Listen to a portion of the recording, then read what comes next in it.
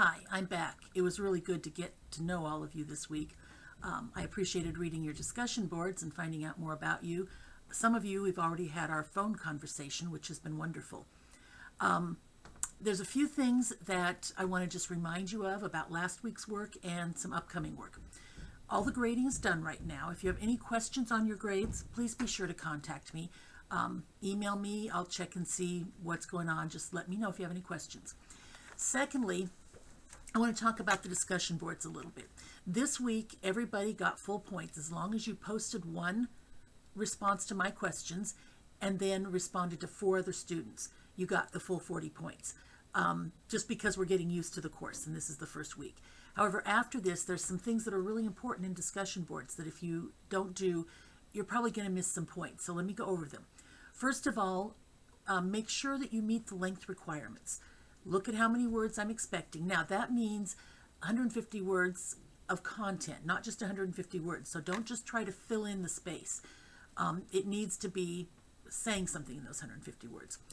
Secondly, don't repeat yourself in all your different posts. Every once in a while, a student will answer my question and then they'll sort of summarize what they said in responses to 4 students. Those won't count for points. There needs to be something substantial in each one.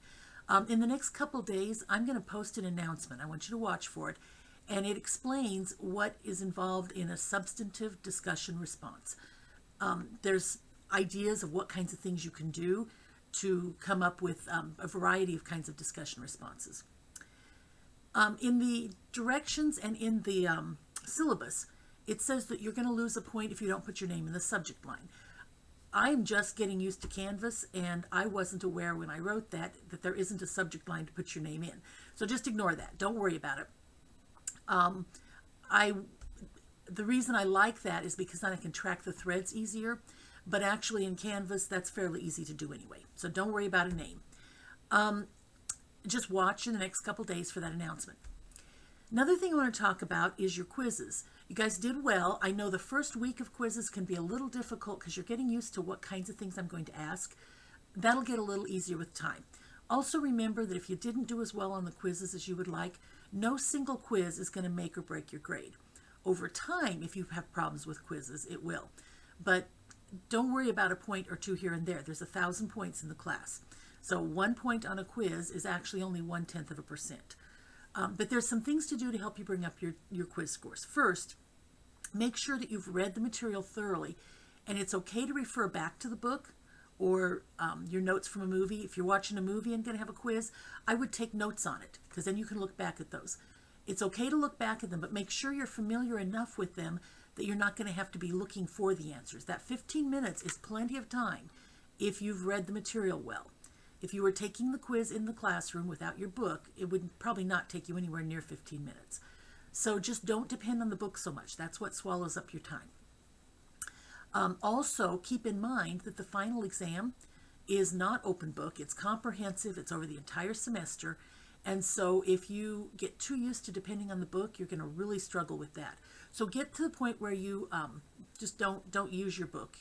And it's there to help you if you're just sort of wondering about something at the end. But don't spend all your time looking stuff up.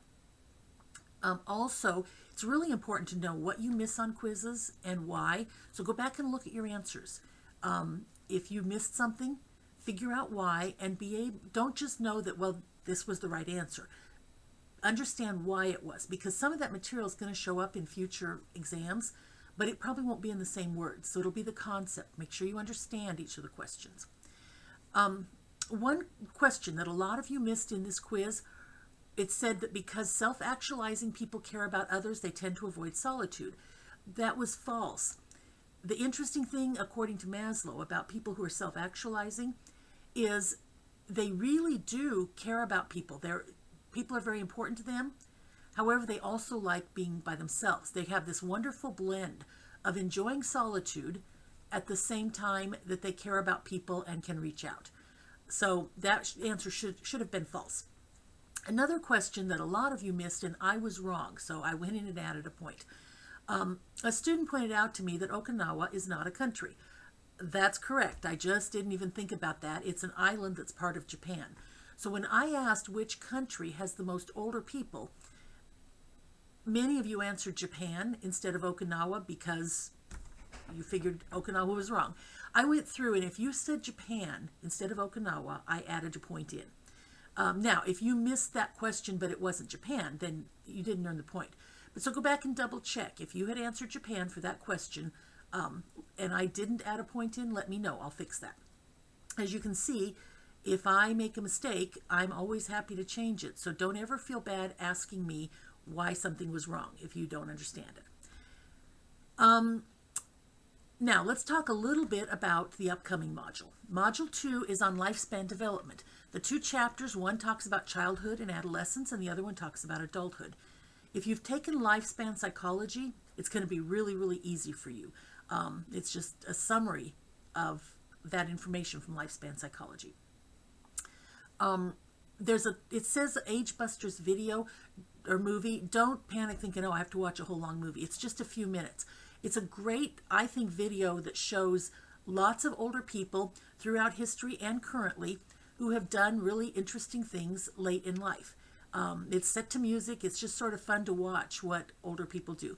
Some of them in there are a little strange. I didn't pick everybody that's in it, but it's just, I think it's an interesting thing to watch. It helps to sort of get rid of some of our stereotypes of aging. The idea that once people are old, they really can't do much. This should help that stereotype. Your assignment that is due this Saturday is called Cognitive Distortions. Cognitive distortions are false beliefs that we have that can really mess us up. For example, one cognitive distortion is what's called all or nothing thinking, or it's also called dichotomous thinking. And what that is this belief that if I'm not perfect at something, then I'm a failure at it. It's black and white. It's either all one thing or it's all another thing. And that's not true. There's a lot of things that there's shades of gray. And if we believe that about ourselves, that if it's not perfect, then I'm a failure, then that can really mess us up. For example, and I have always struggled with this one. I shoot for A's. I think A's are important. But missing something, not getting a perfect grade, doesn't mean I'm a failure. And I understand that feeling of, wow, I got a 90%. I should have gotten higher.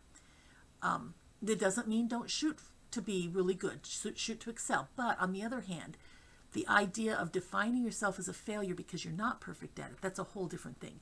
For some people, that all or nothing thinking, I've known people who, to me, their house looks really, really clean, but they didn't vacuum that day. And so from their point of thinking, it's just a disaster. Their house is a mess and they can't even concentrate till they get that done. That's all or nothing thinking. You'll find in the chapter a whole bunch of different cognitive distortions. Irrational thoughts is another term for them. And your assignment, as most of them in this course are, is personal application. You're going to write about a cognitive distortion you have.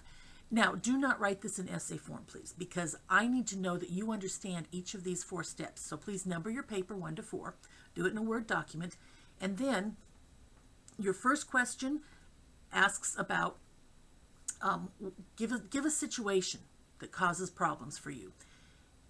It has to be one where your faulty thinking, your irrational thoughts are causing the problem.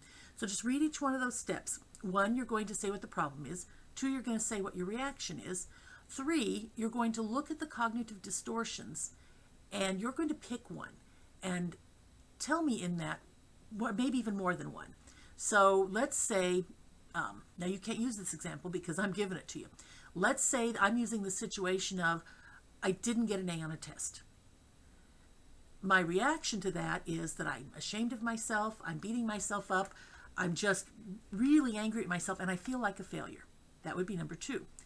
3, I need to define, tell me what the cognitive distortion is.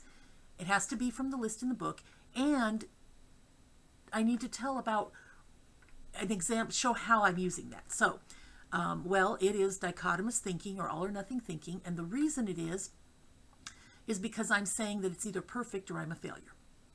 The last one, number 4, this is the most important one. I need to be able to replace that statement. I have to replace the faulty belief with a true statement, because if I can do that, then I can start challenging those faulty beliefs, and it really can help us emotionally. So, if I believe I'm a failure if I didn't get an A, is that really true? Now, if it's true, then that means I believe that about everybody. It means I think every student on this campus who didn't get an A on the exam is a failure.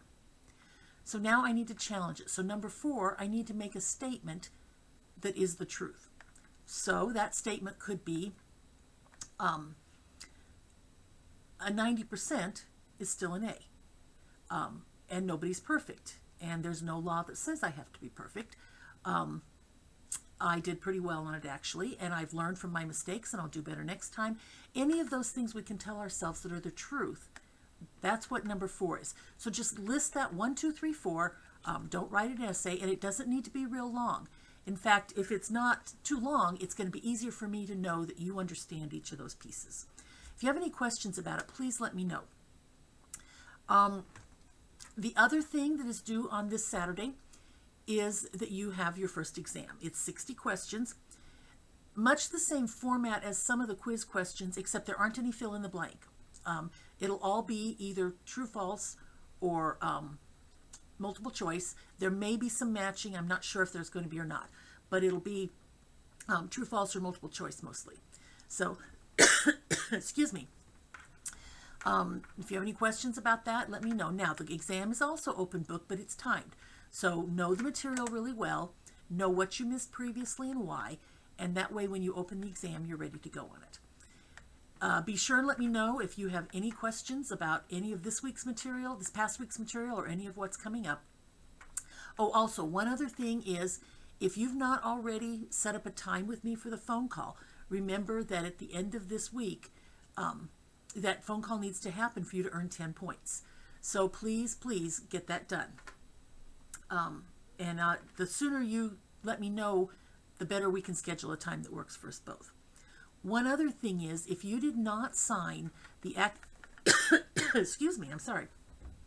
If you didn't sign the academic honesty agreement, or if you didn't sign the syllabus agreement in Unit 1, Module 1, I have reopened them because those have to be done for you to be earning points in the course. Even though your gradebook shows points for what you've done, when it comes to the grade I post, it will be a 0 if you do not complete those. So please get them done as soon as possible. Even though they closed on Saturday, I actually have reopened them. So if you've not done them yet, you can. After you're finished with it, I'll still put a 0 in there. It's too late for you to earn the points, but please get them done. If you have any questions about that, let me know. I want to close with a saying that I think is really good. It's by Mahatma Gandhi, and he said, happiness is when what you think, what you say, and what you do are in harmony. One of my goals in this class is to help us have the kind of integrity that we're very authentic, and everything in our lives, our thoughts, our feelings, our actions, our words, everything fits together. Have a great week. If you have any questions on the work that you're doing this week, please let me know. I'll talk to you later. Bye.